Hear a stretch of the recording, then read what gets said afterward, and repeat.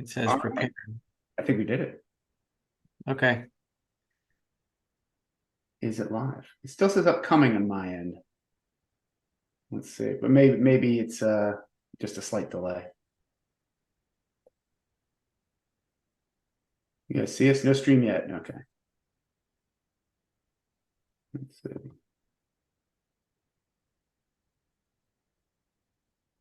Live with Phil on the in-game Singularity trigger. Slight delay. Okay, we are there. We are live, but it's live with it's another live with Phil. I think it's a different video. That always happens. Okay. So I'm going to And get the also, link to it. I'm going to post the link in the chat thing over here, which I said it was going to do. yeah. And then we'll get going. And Uh, the other thing is the video is instead of showing both of us at the same time, it's zooming to who's ever talking. So I don't know if you want to fix that or yeah, not. I'll change that right now. Got it. View speaker or gallery. Okay. Yeah. So you wanted to talk about the singularity, meaning the point where everyone suddenly realizes, and we want to try to figure out, is it going to be gradual? Nothing's going to be instant, but how gradual will it Right. be? And I just wanted to read something from Garrett, which I might have read before in a previous video, but it goes back to the description of what the financial crisis actually is, and by definition, it's when everyone goes for physical gold all at the same time. And it's the same whether it's the Great Depression or 200 years ago or John Law in the 1700s. It's all the same ultimate thing, which is everyone goes back to money, which is the money that everything is based on, with the price matrix is gold. We say that over and over. But here's his paragraph: as true today as it was when it was written. He says, let me share the screen here. Sorry about that. Da-da. Share screen. Right, here we go. Okay, so we got here. This is the book, The Bubble That Broke the World. I think it was written in 1932 or 33, right after the crash of 29. This is Garrett. I don't think that's his original name, but it's a good pen name. And he's No. one of those classic like Albert J. Nock, sort of not Austrian school economics, but natural libertarian thinkers. Before Mises really formulated wouldn't say Neo, but the Austrian school in a macro sense, and made it into something of an organized academic discipline. So he says here, let the faith be broken, meaning the faith in credit. Let the delusion arise that the fiction is the reality. Let the limit upon the amount of credit that shall be set free be left to imagination. And presently there is no way of telling what anything is worth by pricing it. For a while, this difficulty of not knowing what anything is worth but inflames the ecstasy. People get really excited. That means bubbles. Everything will be priced higher and higher to make sure it is high enough. There will be the illusion that things are becoming dear and scarce. They seem to be dear because the value of the money and credit in which they are priced is falling. They will seem to be scarce because people are buying in the expectation that prices will go higher and higher still. Suddenly doubt, then coming awake and panic. The spirit of gold has been debased by senseless inflation. The faith is lost. All with one impulse, people rush to seize the gold itself as the only reality left. Not only people as individuals, banks also, and the great banking systems and governments do it. In competition with people, this is the financial crisis. Now, like everybody, he doesn't describe exactly how this process takes shape. Mises didn't really describe it that well either. He just said there's like several stages where first people buy things that they don't need, that they'll need in the future, and then they buy things that they don't need at all, and then they just buy anything they can get their hands on. But we don't know when these things happen, and they seem to be discrete stages. But we're speculating, or at least I'm speculating, that some of those stages might be either entirely skipped or very much truncated this time, and we're going to go straight to from one thing to the last thing. Yeah, Probably, I yeah. see your theory. Yeah, I see your theory. I think it's a reasonable postulation. I mean, it may or may not happen. We'll know on the other side, but I can see why your postulation could be correct. Yeah, Absolutely. well, why could it be? I think that's what we want to discuss. Right, exactly. So first, I have a quick question before we get to that point. Is why so when the Fed when they stopped printing money in the 1920s or stopped printing dollars in the 1920s, we got the Great Depression. why is it when Volcker raised interest rates to crushing levels, we got, a recession, but we didn't get like a horrifying Great Depression or a massive, massive crash? Why? Yeah. Well, how were stocks doing from the 1970s, from the fall of the London Gold Bull from Yeah, they were already pretty dismal. from Yeah. 68 to 82? They didn't perform that well. So there wasn't a bubble. Okay. Thank you. That answers that question. Yeah. Yeah. Okay. Yeah, there wasn't much of a bubble in the 70s, at least Yeah, the not in bubble asset will pop prices. wherever it is, right? Okay. I was trying to run my head like why are we expecting a big crash this time, or we didn't experience one, say in the 80s when they did a similar, even to a much greater extent, inflation. Okay. So back on track. Mhm. So at some point the reverse repos run dry.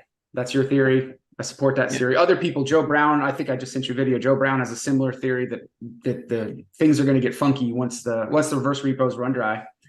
And then either, JP Morgan runs out of money or the Treasury goes no bid. I think either of those things are maybe equally likely, or could happen at the exact same time, because if there's no money, there's no money, right? If there's no dollars, there's no dollars. So let's say one, either, both, maybe a third thing like Japan starts dumping their stuff. What happens at that point? At that specific singularity, there's no money. The star has collapsed on itself, or is beginning its collapse. Sorry, what was the question? Oh, so what happens at the very point? Let's do the Treasury one. So Treasury goes no bid, right? They want to borrow another, $2 trillion to get their fix for the week, and they only raise half that. Right. So what happens in the next day? Is that your what happens at that moment? Yeah. Next few hours, days. Because we've been doing this whole time, we're like, next day or two. No bid, and then we're back on a gold standard. But there's like there's something happens in between that. Right. So this is in Damon Vickers' book, The Day After the Dollar Crashes, or The Day of the Dollar Crashes. I forgot what it was called. But he actually paints a scenario where a treasury auction actually fails, and then what happens next? Well, what happens is that nobody can price what treasuries are worth. Right? There's no benchmark price to determine what a treasury security is actually worth, because people aren't bidding on them.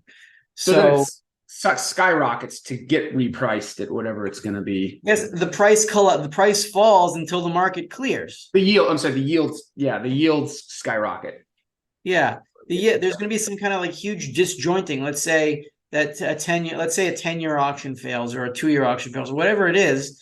And then, just like we saw on that long tail auction of the 30-year last week or 2 weeks ago, where rates kind of caught up really quickly on the secondary market to the primary auction on that tail, you'll see the secondary market move up to the tail, or the tail would be infinitely long because there's no bids.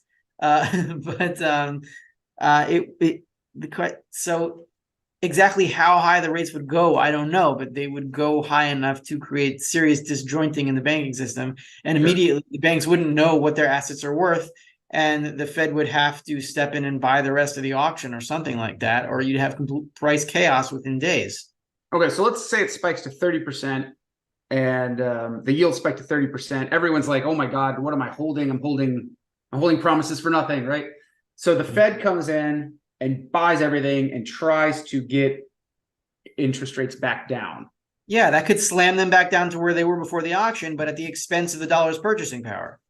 Okay, so they print $8 trillion immediate overnight. Overnight, the money supply goes up, another third, whatever, 20%, right? Uh-huh. Where does that money go? That money goes into the Treasury, right? Because they buy the bonds, they pay with the dollars, and that money, those dollars have entered the Treasury, right? And so the Treasury. No, I don't think they enter the Treasury, because the Treasury would have to issue them. The secondary market, the bonds are owned by banks and okay, so there's the banking. So some goes into the Treasury, some goes into the banking system. Yeah, most of it goes in the banking system. The only thing that go into the Treasury are primary, are treasuries sold in the primary market. Everything else would turn into cash that goes into, let's say, a bank that's selling the treasuries to the Fed at that time. Right. Okay. So everyone's selling and the Fed's buying it all.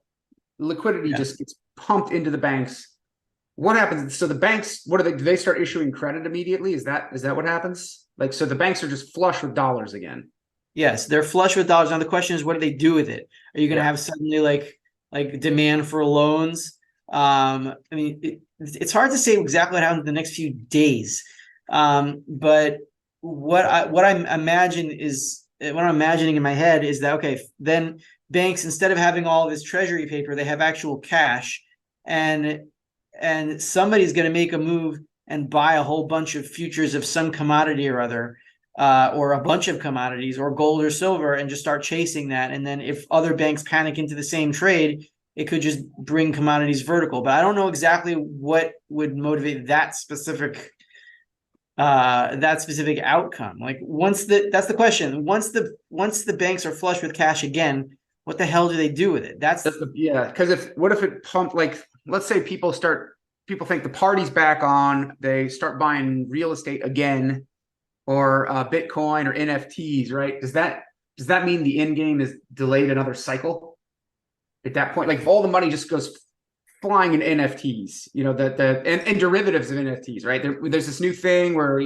there's a futures market for sad monkey NFTs, and people are buying and selling the futures of the production of sad monkey NFTs, and it just turns into a $10 trillion industry, right? Yeah, but the question is that going to be enough to sidestep the inflation from going into consumer goods? What would stop it? If they go into commodities, it would go straight into consumer goods. Yeah, right. I think we agree on that. Yes. So if it depends on where it's psychological, but is it? See, I'm people. I know you've said before it's like a psychological shift. In some sense that's true, but I'm leery of just that's like animal spirits, right? It's just like, well, I mean, maybe it'll happen. I feel like there's a mechanical force that will push it into commodities or not, and that will determine if the dollar is dead or not. Okay, so then we're looking again at the Fed's balance sheet. But what happens to the balance sheet once these reverse repos run out? There's a failed treasury auction, and the Fed has to buy everything. So everyone's selling to the Fed. The Fed takes on these massive losses, all right, because they're buying at 30%, 20%, 10%, and then they're buying until the rates hit zero again. Meanwhile, they have all these losses that they're taking on from the bank. Detritus, yeah. And then you have a Federal Reserve balance sheet with not just $120 billion in losses, but hundreds of billions of dollars in losses. And that somehow picks the transition from that into the real world is really what we're trying to figure out. How does it happen? But it happens every time. So it's the moment. So, but do people see? People aren't consciously looking at the Fed's balance sheet. Like I've tried to point out like what the Fed balance sheet looked like. People, dollar works, I don't care, right? So, but that doesn't mean that maybe like the very high players maybe are looking at the Fed's balance sheet, if not the average person. Yeah, then you could extend that question of nobody cares about the federal balance sheet. Nobody even understands what the Federal Reserve is, but yet its actions still have implications for the value of the derivative of the money. Because it's not that any single person is consciously deciding on hyperinflation or to enact it today. It's more of it's a playing field that we're all on that we don't realize that we're on. It's like it's emergent. Like the universe has 9 dimensions or whatever string theory says, or 24 dimensions, but all the other ones are wrapped up and we don't even see them, or we're not conscious of them, but they're here, or we're not conscious that the world has a positive curvature, even though we understand that it does. But we're all going to walk in a circle if we walk around the planet, because that's the playing field, even though we don't realize it. Yeah, so it's not. That's why I'm leery of it being a psychological phenomenon. I think it is an economic. Even it reveals itself as a psychological. Yeah, no. It will be deeply psychological to a lot of people, but it's the underlying mechanics of it are not just. It's not just a herd. Like it's not just a herd panicking because there's a cheetah, right? Right. Or maybe that is the mechanic. I don't know. Maybe that's a way of metaphorizing it. Okay, but so the singularity point, I guess, would be the rush into commodities. I think that would be the point to say this is the singularity. This is where it's really happening now. Yeah, So, banks. That's what Garrett said. That banks do okay, it too. It's not just people. It's everyone running after real right. assets now. Okay, so the Fed injects liquidity into the banking system. By the way, Joe Brown on his he just did an interview with Nobody Special Finance. So Harrison Fund, I watched it. Yeah. you watched it. So what do you think of his theory that they would somehow get the government interest rates down to zero, but keep the private sector interest rates elevated somehow? I didn't think that's possible. I don't think it's possible because there's an arbitrage always to be made between the Right. two. Okay. And Yeah. somebody- Right. I would buy the whatever's yielding more, right? Yeah, I don't think that's possible. What were you saying about how you see the singularity forming? Okay. So the Fed injects the liquidity into the banks. The banks go out and they start buying oil's futures or other commodities, gold, silver, oil, land, whatever, farmland futures, and then that skyrockets the price of commodities, and then people in, say, the tech sector say, oh, I better get involved in this somehow. Is that correct? And then they start selling their stocks and rushing into commodities. Why would they? Well, if there's a sudden spike in commodities, Yeah, I then mean, then profit margins for tech stocks and all these other stocks will go way down because they need to consume commodities to, to function. So you'd have a damaged stock market if commodities really take off like that. Then you'd have more people selling assets in a feedback loop. Meanwhile, not even knowing what bonds are worth. so there's a lot of infrastructure in the regulatory agencies right now are trying to institute these kind of breaks on bank runs where they're saying like you can only withdraw $3,000 a month, or they're trying to put some caps, and this is mainly to stop a deflationary crash or to try and stop one. But I feel like in a hyperinflation, as we discussed on our video about the Weimar, there was a constant bank run because people are constantly trying to get their money out to go buy something. So if there is, let's say, a $3,000 cap, how does that affect the rush into, like, I want to take, let's say, I got $50,000. I want to immediately take it. I'm scared. I want to go buy silver and gold, but I can only get $3,000 out of the bank. How does that affect? Does that stop it? That doesn't stop it. Would they are you saying they would prevent physical cash from being withdrawn, or they would prevent physical cash or anywhere? Even, I don't know if they'd stop. I think they would stop everything. Like you could only withdraw, let's say, $3,000 a month, or a week, maybe a week. Let's say a week. Well, does that apply to all the banks? I mean, if a bank wants to buy a bunch of bonds, do they stop that? That's a good question. I believe it would just be individual. I believe they're just screwing us. Okay, I don't think the bank regulators would institute laws that would somehow hurt the banks. But well, then you'd have banks being able to function, to use their money to manipulate asset prices freely, right? Or they could buy whatever they want freely and no questions asked. But individuals who need to buy like consumer goods on a retail level, they can't. So then what happens is that I'm just guessing that the big wholesale stuff that's going on in the bank level affects by the pipe all the way down to the retail level. It would affect future retail prices, but people wouldn't have the ability to spend on them.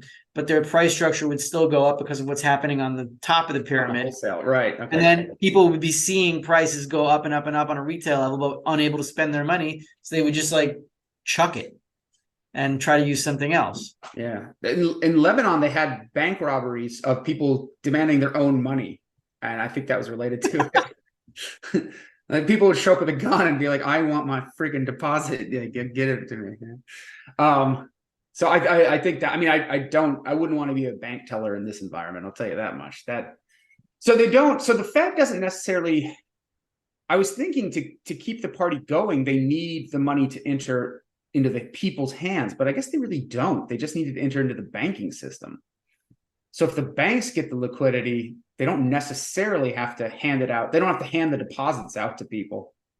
They just need to, could people, well, do they need to increase does the credit need to increase? Can they loan people the money to go buy, even like, I'm sorry, your deposit's frozen, but while we're waiting for unfreeze, I can loan you some more money, right? Do you think they could do that? Do they need the credit to keep going? And they do that. Well, look, you can't have a functioning economy or monetary system where the price of money for banks is different than the price of money for people. No, I understand this. This is all going to blow up horribly. My question is, but they're going to try. Like, I know they're also going to try this like really weird stuff to try and keep us in the system, like because they don't understand what money is, and they need us to keep using this currency. So I'm thinking, what happens if they don't allow deposits? Like you said, people are just gonna. I mean, they'll buy what they can, I guess, and then I guess go back to barter. They'll have to go back to barter, won't they? Okay. Well, think about it this way. Okay, so if you're only allowed to spend $3,000 a month, and prices are doubling every week, right? Or whatever it is, why would people go to work the next day so they can get a salary that they're not even allowed to spend? People would just stop working. Yeah, that's true too. Yeah. I mean, like I said, this is all going to go very, very, very wrong very quickly. So if people stop going to work because they can't spend the money that they need to survive, then they'll either work for something else under the table, whether it's gold or silver or barter or whatever, or everyone will just stop working. You won't have goods and services at all, and then we'll be in a zombie apocalypse until they free up the monetary system and allow the hyperinflation to happen so people can return to gold. I guess that's what would happen. Yeah, I can see that. I can see that. Yeah, I can see that. So your postulation is that this is going to happen at a much quicker event, and that's because of a much quicker timeline. That's because of mouse click money. Like there's not, you don't need to have the physical cash. And when you get paid, like I don't need to take my check and go to the bank like in Weimar, because that's what they had to do during the lunch break. The workers had to run to the bank, cash their check, wait 30 minutes for the money truck to arrive and grab the bills and then go buy the bread, get back to work, and then do it again in the afternoon. But we don't need to do that with mouse click money. Like it's going to be, I think it could be like really fast, like where people are just blown out of the water and they didn't expect it. They don't know it. They just wake up and, everyone's broke. Yeah. So look, we've seen this twice in recent history. Yeah. Right. Once we saw it in September 2019, when for reasons that nobody could understand at the time, all of a sudden interest rates went to 10% in a day. And everyone's like, what the hell is that? And they didn't get it. Right. It's a sign that things can happen very extremely, very quickly, just out of the blue, supposedly out of the blue, not really out of the blue, but because the system's so convoluted, it seems out of the blue.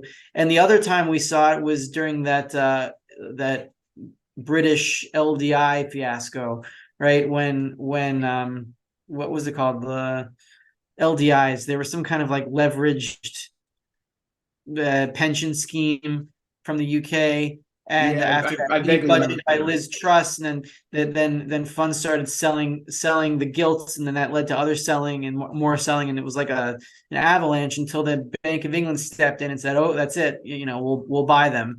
Because rates were going vertical. So we've seen twice how the bond market can just get completely out of control overnight, right? So we know that the potential for huge disruptions to the monetary system have the potential to be disruptive overnight.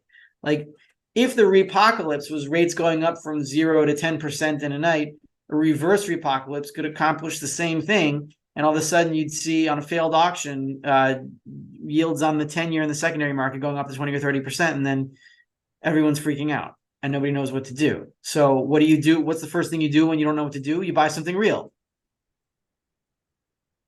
So why did the gilt market, like, how did they stabilize that? Because that looked like it could have been the end right there. I thought, like, I was thinking, oh, gilt market might collapse and then the Bank of England goes down and then it starts dragging down everyone else with it. But they stabilized it somehow. Well, by buying the bonds that these pension funds were selling. They created more money so that they could stop the feedback loop. But hyperinflation didn't. I mean, the currency didn't run away. There wasn't a runaway inflation on that. Right, it wasn't because the what's it called? The pound is still basically backed by the dollar, not by their gold or gilt. Okay. So the dollar still Oh, survives. yes, yes, yeah. I see. So how does the Argentine, is it the Argentine peso? Yeah. So, but they did hyperinflate and they are backed by the dollar. Yeah, they are backed by the dollar. So why So are why? they hyperinflating, but the pound didn't? Oh, it's a good question. I don't know if I can answer that on the fly. What do you think? I don't know.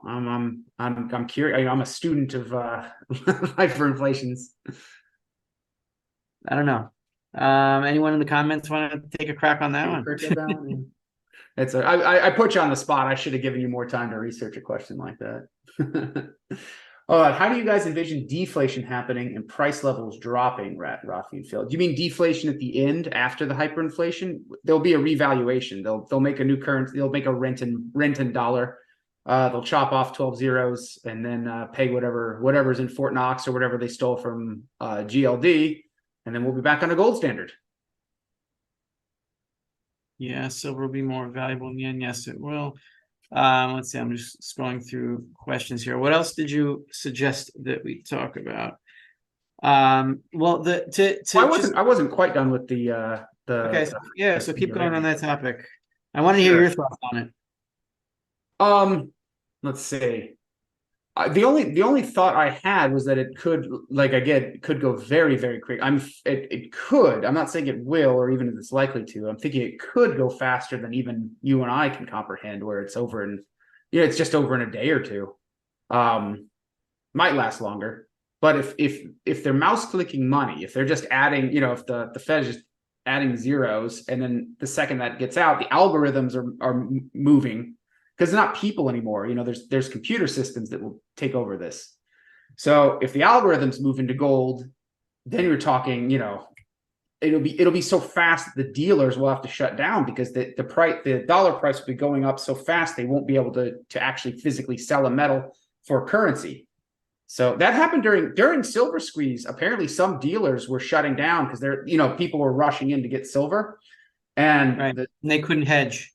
and their inventories were shrinking rapidly. They're like, wait a second, what's going on here? So they actually stopped selling, because they're like, this needs to stabilize before I sell anymore, because they didn't want to get caught in something. Yeah, so that's pretty much what's going to happen. I mean, it's going to be like 2020, except they're they're not going to be able to get control of it. So very quickly all the bullion dealers could just say, look, I'm not selling anything, and that'll be it. That would be the other side of gold backwardation. Like, there's no gold on offer because of the backwardation. So no matter how high the spot price goes, you're just not going to incentivize anyone to let go of their stocks unless they can trade them directly for something else. So that's our vision of the singularity. I think I'm with you on that. All right, any questions or comments about our thoughts of the singularity, chat, and then we'll move on to the other question, which was real savings and investment. Hmm. Give everybody a couple minutes. We have to remember the chat is like a couple minutes behind the video, or the video is a couple minutes behind, even if it's a live chat. One gold coin will actually be worth stealing. I mean, one gold coin is worth stealing right now. It depends on what you mean by worth stealing. Rafi, during silver squeeze, most of the metal dealers just didn't sell silver or held back. Yeah, we just talked about that. Yeah, that's my true. speculation is that Argentina had hyperinflation because systems broke down. Confidence was lost. So people had confidence in the pound, maybe. I mean, there could be an animal spirits. I'm always reluctant to define something as just animal spirits, because then this is like, it's just we're just discussing emotions at that point, and there's not a lot of science behind. You can't put logic and science behind emotional feelings, right? Yeah, well, Daniel Oliver was not a fan of using animal spirits to describe any process, because it's just saying, like, you're deferring to voodoo or to magic or something. Right. Yeah. It's something. It's basically, we can't define it yet, and I guess would be the way to put it. Gold will probably not go up that fast and that high all at once. It may not. I don't know. I'm just saying the potential is there. I can see the logical path where that happens. I heard a story of a retired woman getting a $1,000 SSI, almost going homeless in California because rent was too high. I'm not sure what an SSI is. Rafi, when do you think the end game is going to happen? Next year or 2025? Next year. Do you think we'll be back? So you think we'll be back on the world will be pegged to gold by 2025? I don't know. We might just have those manners, and you'll be Lord Phil, and I'll be Lord Rafi over here, and then we'll be struggling to try to bring back communication so we can trade with our fiefdoms. Oh my God, Rafi. I don't know exactly, Yeah. but Wow. I would be very surprised if once the reverse repos are out and there's no longer any liquidity coming from there, that nothing happens. Something's got to happen within weeks at most.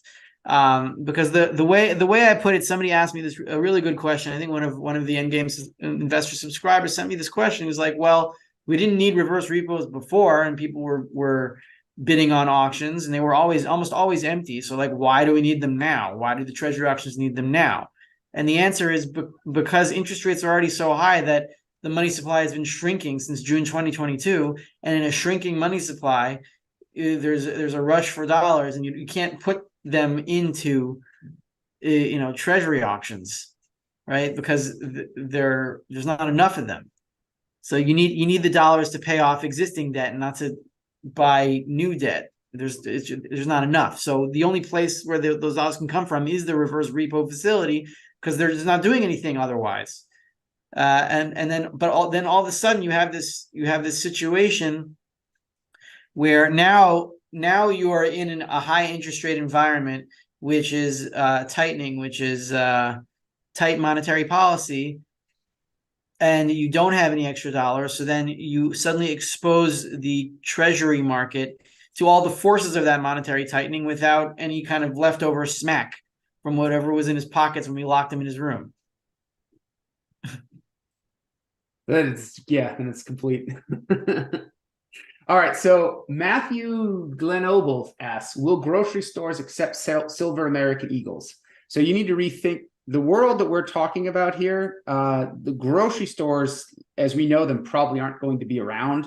What it's going to be is going to look like an Arab market where there's going to be vendors who bring probably be in the building of a grocery store. There will be different stalls where the people bring their wares to sell. I think it's going to go back to that for a while. Those people will take silver eagles. In fact, there's videos of me. I've gone to farmers markets and bought food with silver just as proof of concept. It does work. Now, it doesn't work. You can't do that in a grocery store because those people are working corporate. They're corporate. Yeah. The corporate will not allow that because the count has to match the till. So if this amount of produce and products leave the building, their accounting has to match. And I don't blame them for that. No manager wants to get fired by the district regional manager because they took silver in payment instead of money, even if the dollars instead of dollars, even if the value dollar was the same, it's just not worth, it's not worth their headache. So until the dollar dies, corporate grocery stores are not, but farmers probably will. In fact, every time I've tried to buy something with silver, if it's an independent person, they're usually interested. If they're a corporate, they're not interested at all. Here's another way of looking at that. When you say, will grocery stores accept silver or gold or whatever? Well, when you say grocery store, you're referring to the front end, meaning the place where you go and there's food on the shelves and you pay. But really, it's a very deep piece of capital that ends at the grocery store. And before that, you have the supply lines, and then you have the growers, and then you have the corporate on top of that, doing their finances so they can get the amount of capital they need to, fill up whatever. So it goes back and back and back along the structure of production. Now, the thing is, with hyperinflation, that entire piece of capital that ends at the grocery store is going to break up, and it's not going to be able to connect one piece of capital to another to start the growing of the food at the farm or wherever it is and bring it all the way to the store through every successive chain. That capital is going to break down. So in the immediate aftermath, you're just going to have a supermarket full of food that cannot get can't get new supplies, right? Because their money isn't working to continue that capital, the movement. So, a very, very smart clerk would say, well, the money's dead now. So yeah, I'll take silver, and then I'll, just take whatever you want from the shelves, give me the silver. And then when the stores are out, just like run away. And Yeah, and then there's the empty building, and then Lord Rothier, Lord Phil comes. And by the way, I do not want to be a post-apocalyptic baron. This is not my this is not my dream. So hopefully this gets restarted very quickly. We don't go through this, but the grocery store is empty. It's just an empty shell of a building. The owner sells it for whatever he can get it.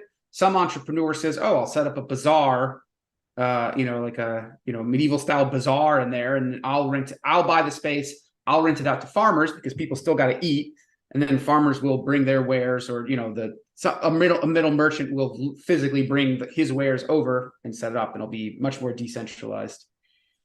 Right. If you picture all these massive pieces of capital as connected through supply chains, and then the end of the monetary system breaks all of those chains, what you're left with is all of the capital that still exists is just not connected. It's not like all the layers of capital, let's say, owned by a corporation to bring goods from the field to the fork, they're all going to be separated, and then it's going to be up to people with actual money to reconnect all these disparate pieces of capital in a way that makes more economic sense. And we have no idea what that's going to look like yet. To try and guess that would even be. But if you look at other cultures, I mean, America's a little weird with the groceries, with the supermarkets and the giant grocery stores like Wegmans. Oh, if you go to other countries, and I've lived abroad as well, there's often these markets where the farmer rents some space and goes and sells their wares, and they make different things, and that's typically how it's been done. So I think we are abruptly gonna, instead of the rest of the world looking more like us, I think we're roughly gonna go join the rest of the world in how they conduct trade. Yeah, I think that the best countries, the countries that'll be best off after this, will be the ones with small supply chains where food is grown locally, and you already have if you're already in a localized economy, this is what we keep saying, like localize now, so that when the massive centralization breaks apart, you'll have a hard time. It'll shake your tighter Right. economic structure, but it won't blast it apart. Right. So, I think let's say Syria and Lebanon will probably do reasonably well during this hyperinflation, because how is it really going to change what the hell's going on now there? I mean, Yeah, they're already in it. yeah. It's like if the dollar collapses tomorrow, like what do Argentinians do? Well, pretty much the same thing they're doing now. Instead of going after dollars, they go after gold. And then they'll be able to rebuild, because they won't be clawing back onto a monetary medium that is itself medium, yeah.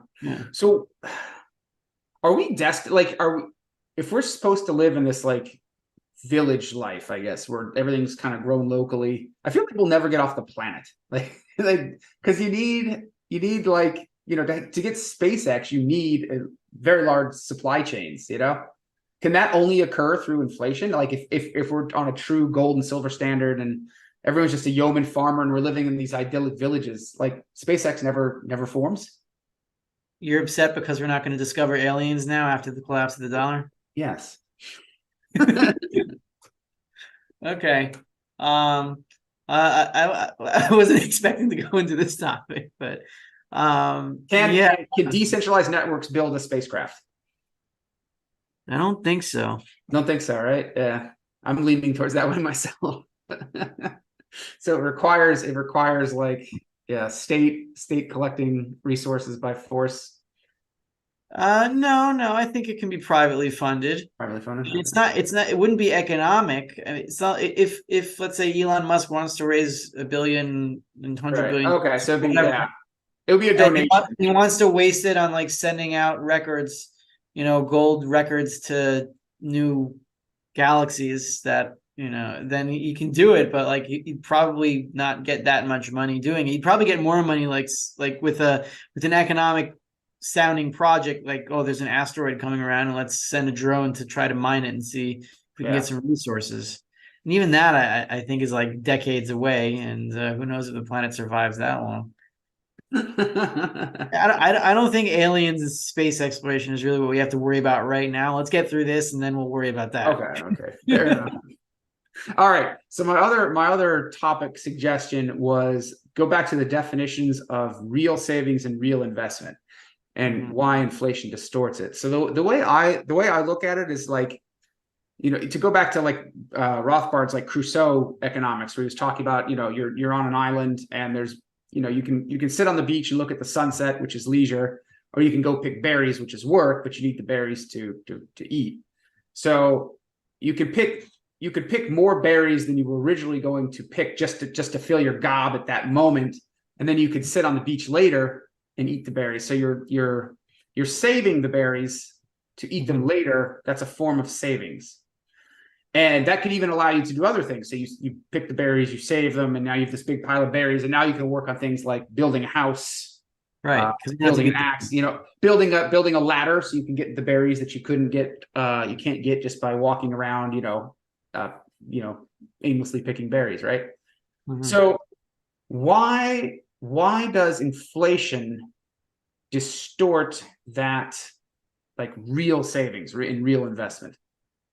Well, let's say you're back in the Crusoe and Friday economic paradigm. Rothbard does this a lot in Man, Economy, and State. He goes back to Crusoe all the time. So let's say you had a small economy and without a derivative of berries, then you would save the actual berries and you'd know how much you actually have because you could eat them and survive. And instead of picking berries, you could build another berry picker and then you'd be more productive.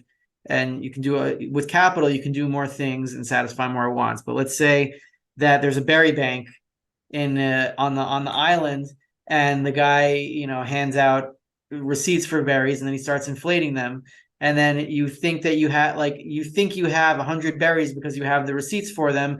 But meanwhile, the banker has been eating the berries because he wants to watch the sunset. And then you're like, you hand in your receipts and you're like, oh, I don't have any berries. And then you're like, oh crap. And I thought I was going to be able to do this, but now I have to go picking berries and go back to where I started. Let's go all the way back. Yeah. Because the stupid banker stole everything. Yeah, just sitting on the beach eating berries, watching the sunset. Yeah. Yeah, like what the hell am I going to do with a bunch of receipts? I can make a fire, but Right. now what do you do with a bunch of NFTs? You can't even do anything. Yeah. That's what I said. I said crypto and NFTs, they're like the ultimate speculation because there truly are a speculation on absolutely nothing. Like at least with like the tulip mania, you got a tulip, like you ended up with a flower. So you plant that in your the house you no longer own because you sold it for the flower. So why are people so the only reason people are tricked by such a large scale is just because they trust the receipts. Like I feel like I want to say something more interesting and profound, but that's really just it. Is like people are tricked into believing the receipts are the real money. Yeah. And they behave as if they have. So they keep the receipts at their house or whatever, and they think of all the great things they're going to do with it. And then when they go to redeem them and they find out they're not there, that's when the collapse happens. So that's when the return to, like you said, the actual real savings has to resume from the beginning. It has to go back to a previous level because so I would have maybe invested in a berry pickery, right? I would have said, okay, I'm picking this many berries. I need to invest in a berry picker so I can harvest this many berries. But I have all my berries stored at a bank and I'm good for, I got a couple months worth of berries. I'm going to build a log slide into the ocean because I love the dunes and I love to climb on the log slide and just slide down and go sploosh into the water. So I spend, a couple months building a log slide to go into the sploosh into the ocean. And the day arrives, I'm going to eat berries and go log splooshing instead of just sitting on the beach watching the sunset. But now there's no berries. And now I don't have any time to go log splooshing because I have to go pick berries and I would have had a berry picker. So not only did I destroy my ability, not only at my short berries, but the time and resources I would have spent on a berry picker, I've spent on a log slide to go into the water. Okay, so let's transform or transpose that onto the modern situation, what's going on now. So Yeah. you have in especially in the US a situation where companies think they have a certain amount of savings in whatever balance sheets they have, dollars, what stocks, whatever they have in their savings, and instead of producing something that could make goods and services, or not, well, let's say goods, like something tangible, they spend their money making the next Netflix show so that people who benefit from inflation pay the Netflix fees, and then they get the money from there, and they're really investing in like that log chute into the ocean in another form of entertainment. And that's what the American economy is based on now, is more and more shows, more and more entertainment instead of production. And Yeah. then It's not even good entertainment too. Like less and less people are enjoying it. yeah, it gets stupider and more inflated. You can see that the entertainment itself is inflated, and not just in the quantity but in the quality. Uh, everything. So when this thing goes down, and then all you're left with is a bunch of bad Netflix shows, then you have all these people that spent all their time making bad Netflix shows. What am I supposed to do now? And then they don't have Now they jobs. have to go farm, right? Yeah, They have a degree. they gotta go pick some damn berries.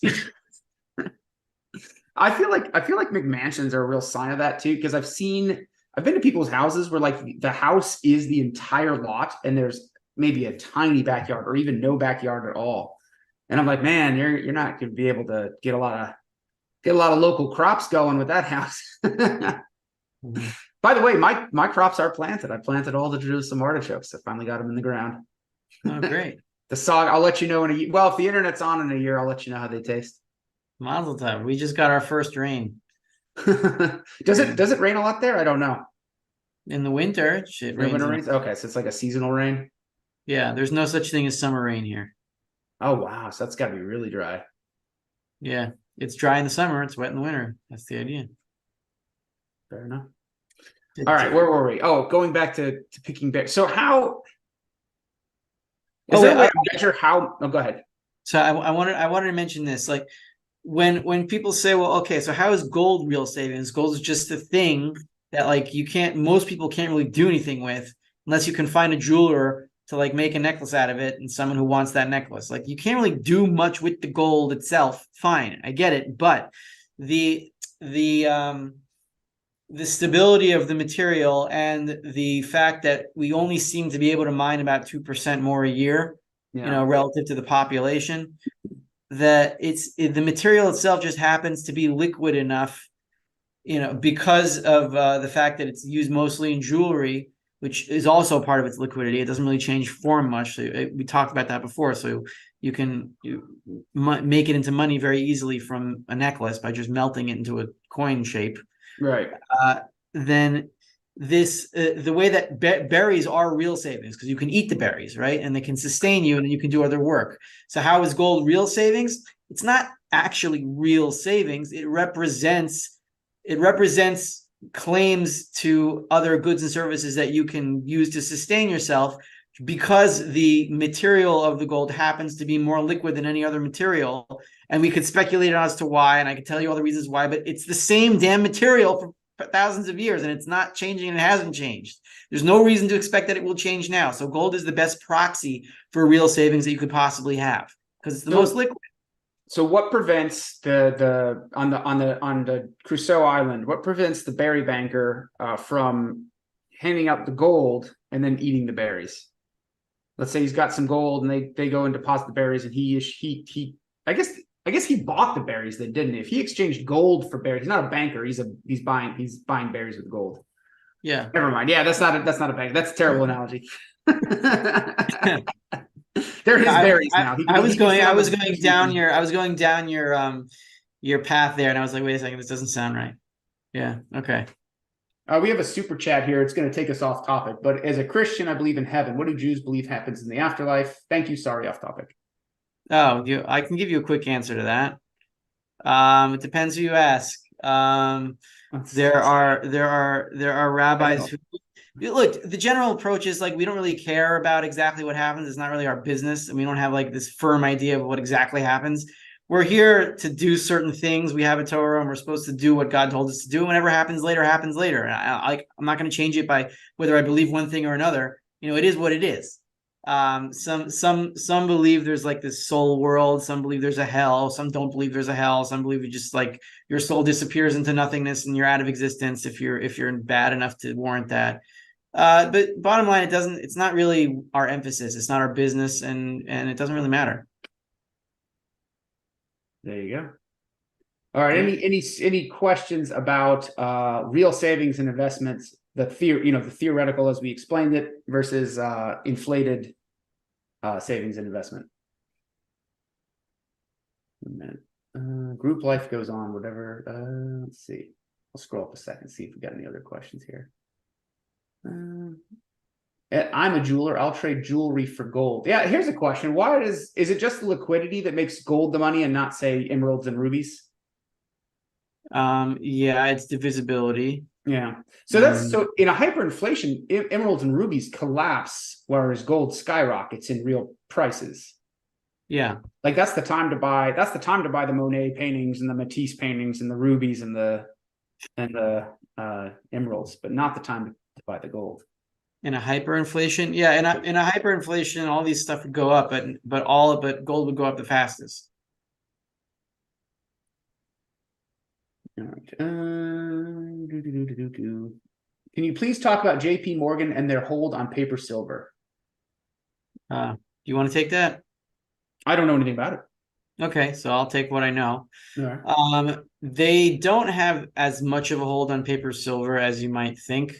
If you look at their they have a huge pile of silver, right? I mean, I'll download the tab and show what is going on here. I don't need to download it. I already have it here. So let me share the screen here. And you'll see what's going on with JP Morgan. So share screen. Here we go. This is the latest silver stocks. This is November 17th report date, November 16th activity date. So if we go down to JP Morgan Chase, we can see that they have 134. Let me zoom in on this so you can see a little better. Right, cancel. How do you zoom in? Right, zoom. Sorry. I love how you had this Excel sheet like ready to go. I didn't. I just knew where to find it quickly because I go to it a lot. So right here. Okay, so we see this. Let me zoom out so we can see the rows. Right here. Here's a good one. Okay. So JP Morgan Chase, you can see our RFAs is blocking it. Nope. No. Okay, so JP Morgan Chase Bank NA, this is registered over here. This is eligible, and this is the total. So they have 134.4 million ounces. That's more than any other institution here, right? The runner up is, it looks like it's Delaware Depository with 38.7 million. Let's just make sure that right there. Yeah. So the runner up is 38.7 million. Most of the silver, the total here is 267 million ounces.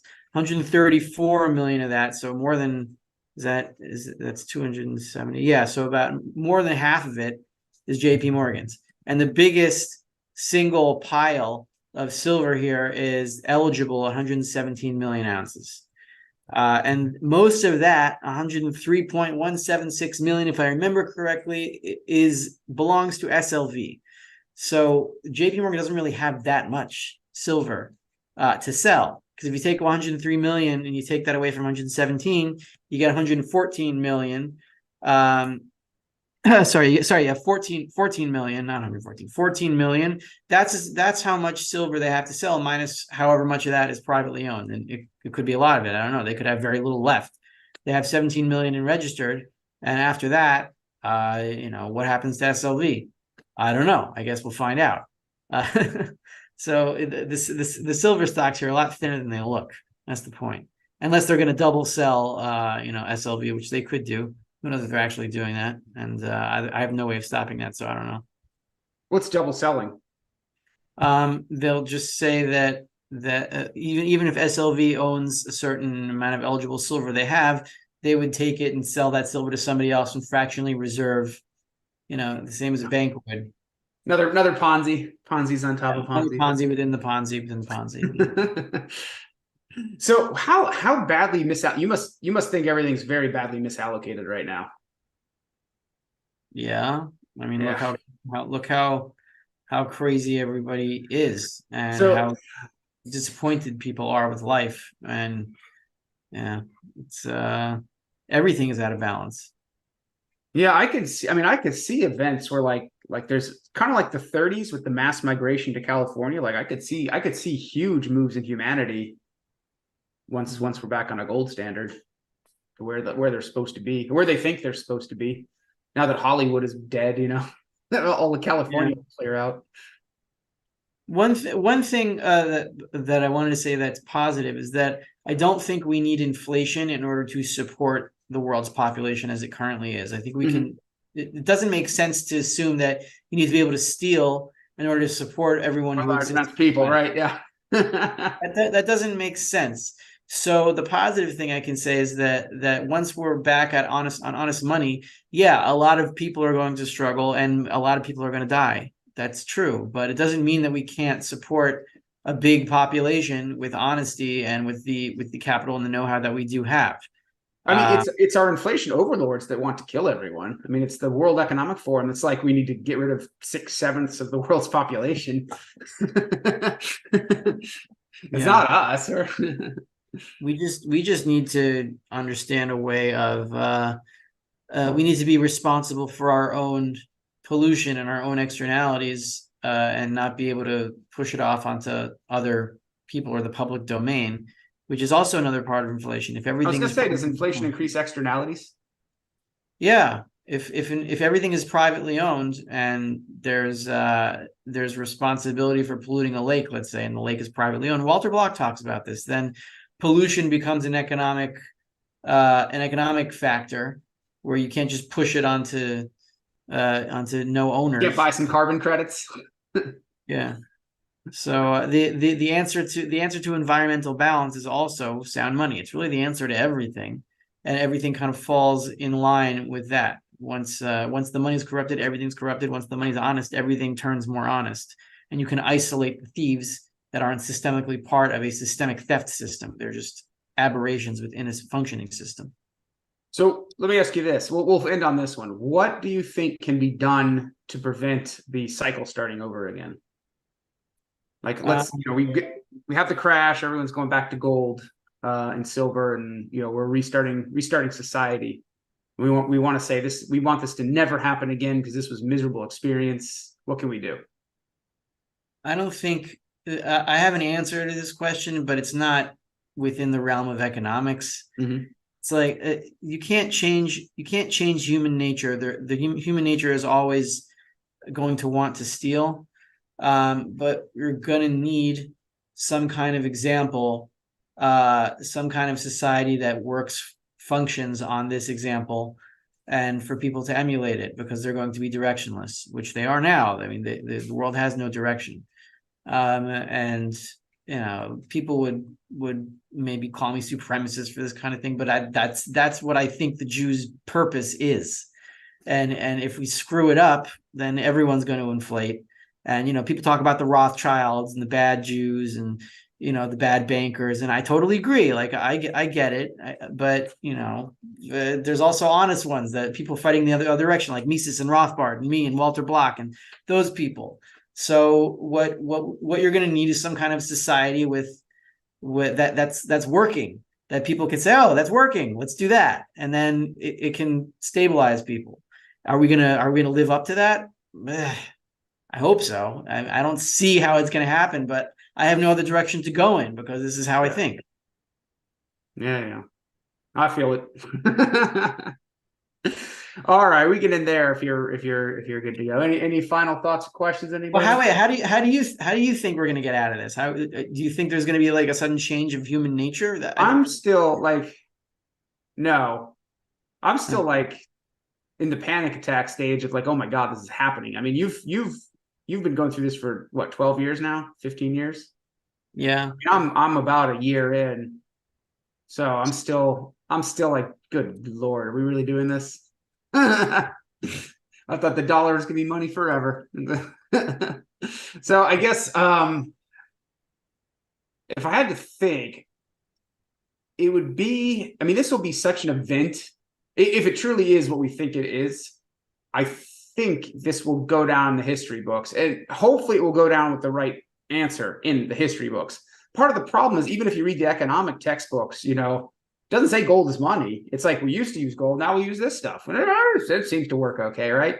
So if the right message gets, and this is part of why I'm doing what I'm doing and why you're doing what we're doing, is we have to, if we can get the message out and get it clear enough and get it into people's heads enough, I think we can at least, it could be many lifetimes again before this happens again. But if not, then the cycle starts over again. I don't know. What do you want me to do? Look, it really has to do with educating your kids. That's that's the first thing that you do. If you want to help fix society, get married, have a good family, raise a good family, teach them values, and then that's all you can do as a human being. I mean, we're not an isolated generation. We're the products of everything that came before us. So you have to see yourself as part of a big line. If you want to like extend that into Gilgal Nefashos, how do you say that in reincarnation or something, that we're sent to this planet many, many times to like continue a process. You can believe that if you want. I'm not saying it's true. I don't know.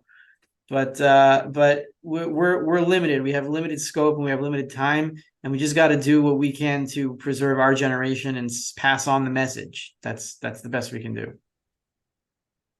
Absolutely. Yeah. Did you grew up in America in the 80s and 90s? Did you get affected by like the everybody's a winner trophies and like the weird things they started doing in schools where like we're just gonna sit around and talk about our feelings? Or did your parents, because I was definitely a product of that. And I remember like by high school I was a mess. I was just so confused. I was like, I don't understand anything, and maybe part of that's just being a teenager. I was spared that because I had a yeshiva education. Okay. Where I learned Torah, I learned Talmud. I was taught to listen to the people that lived thousands of years before us because they have good ideas, Yeah. and that God wants us to do certain things. I'm like, okay, fine, that makes enough sense. And if I had rational questions, I had a rationalist bent education, not like spiritual mystical stuff. That wasn't my corner. So I just trusted previous generations and what they did, and I was like, okay, well, I gotta continue that now. I specifically remember, this is just drilled into my brain. I remember in third grade, I was on a t-ball team and we got smoked by it was embarrassing. It was like 13-0 or something, right? And at the end, we all got everyone got a trophy. Oh God. And even third grade me was like, I did not deserve this. We got smoked. There's nothing to celebrate here. Yeah. So it goes to show you, like, these things reverberate through history. And now we have kids that are like afraid to leave their house without a mask on. Yeah. But there's going to be a snapback. It's not going to be a gradual release from this. It's going to snap back, and I think I see it already happening. Oh yeah. Well, it's good. I mean, I think it's going to be get out and work or starve. That's going to be your options. Yeah. All right. This was all right. We can end it here. Discussion. Yeah. So thanks everyone for joining. Did I miss anything? Let's just see these final comments here. The gold chain comment by you. Okay. Thanks everyone for coming in.